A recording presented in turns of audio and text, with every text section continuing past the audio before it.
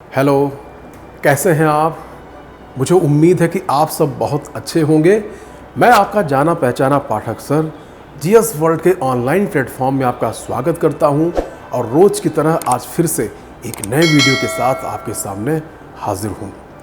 आज के वीडियो में हम जिस विषय पर चर्चा करने वाले हैं वो विषय है 18वीं लोकसभा का होने वाला पहला सत्र।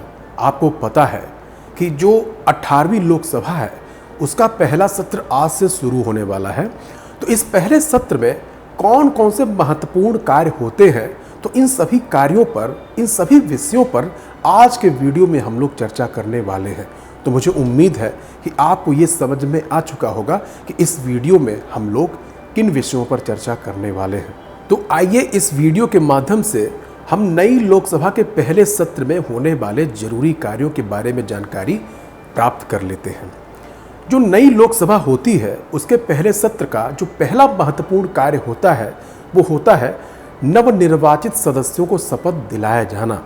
आपको पता है इस उद्देश्य के लिए ही राष्ट्रपति महोदय के द्वारा प्रोटेम स्पीकर की नियुक्ति की जाती है। साथ ही प्रोटेम स्पीकर की सहायता के लिए कुछ प्रिसाइडिंग ऑफिसर्स की भी नियुक्ति की जाती है। जैसे इस बार की लोकसभा के लिए इस कार्य के लिए 5 प्रिसाइडिंग ऑफिसर की नियुक्ति की गई है। आपको यह भी पता होना चाहिए कि 18वीं लोकसभा के लिए सदस्यों को शपथ दिलाने के लिए 24 और 25 जून का समय अलॉट किया गया है। इसी प्रकार से नई लोकसभा के गठन के बाद होने वाले पहले सत्र का दूसरा महत्वपूर्ण कार्य है लोकसभा के अध्यक्ष का निर्वाचन। भारत के संविधान के आर्टिकल 93 के अनुसार नई लोकसभा के गठन के बाद लोकसभा के सदस्य अपने में से ही किसी सदस्य को लोकसभा के अध्यक्ष के रूप में निर्वाचित करेंगे और इस कार्य के लिए 18वीं लोकसभा में 26 जून का समय निश्चित किया गया है। जो तीसरा महत्वपूर्ण कार्य है वो है राष्ट्रपति महोदय के द्वारा संसद के दोनों सदनों को संबोधित किया जाना। हमारे संविधान के आर्टिकल 87 में ये प्रावधान है कि लोकसभा के प्रत्येक निर्वाचन के उपरांत संसद के होने वाले पहले सत्र की पहली बैठक में राष्ट्रपति महोदय के द्वारा संसद के दोनों सदनों को संयुक्त रूप से संबोधित किया जाएगा। इस संबोधन को राष्ट्रपति के अभिभाषण के नाम से भी जाना जाता है। इसी प्रकार से राष्ट्रपति महोदय प्रत्येक वर्ष संसद के पहले सत्र में भी दोनों सदनों की संयुक्त बैठक को संबोधित करते हैं। इसी प्रकार से लोकसभा के निर्वाचन के बाद संसद के होने वाले पहले सत्र का अगला महत्वपूर्ण कार्य है प्रधानमंत्री के द्वारा अपने मंत्रिपरिषद के सदस्यों का परिचय संसद के दोनों सदनों के साथ करवाया जाना। हालांकि ये एक औपचारिकता होती है क्योंकि मंत्रिपरिषद के सदस्यों से संसद के सदस्य पहले से ही परिचित होते हैं, लेकिन एक संसदीय परंपरा का पालन करते हुए प्रधानमंत्री जी के द्वारा अपनी मंत्रिपरिषद के सदस्यों का परिचय संसद के दोनों सदनों से करवाया जाता है। इसी प्रकार से लोकसभा के निर्वाचन के बाद जो संसद का पहला सत्र होता है उस सत्र में होने वाला एक अन्य अति महत्वपूर्ण कार्य है वो है सरकार के द्वारा विश्वास मत प्राप्त किया जाना।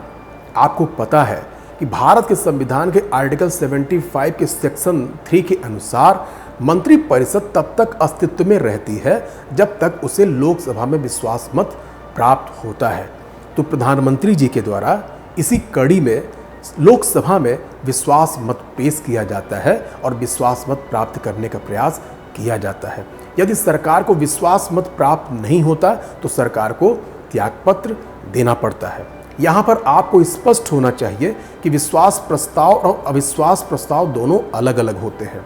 आज तक देश में कभी भी अविश्वास प्रस्ताव के कारण किसी भी सरकार का पतन नहीं हुआ है, लेकिन 3 ऐसे अवसर हैं जब विश्वास प्रस्ताव पास न होने के कारण सरकार को त्यागपत्र देना पड़ा था। 1990 में वीपी सिंह की सरकार के द्वारा, 1997 में देवेगौड़ा की सरकार के द्वारा और 1999 में अटल बिहारी वाजपेयी की सरकार विश्वास मत प्राप्त न करने के कारण गिर गई थी।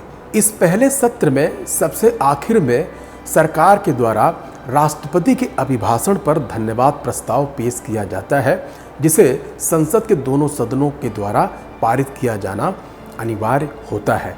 धन्यवाद प्रस्ताव के पारित होने का मतलब ये है कि संसद राष्ट्रपति द्वारा उठाए गए मुद्दों में अपनी सहमति जताती है।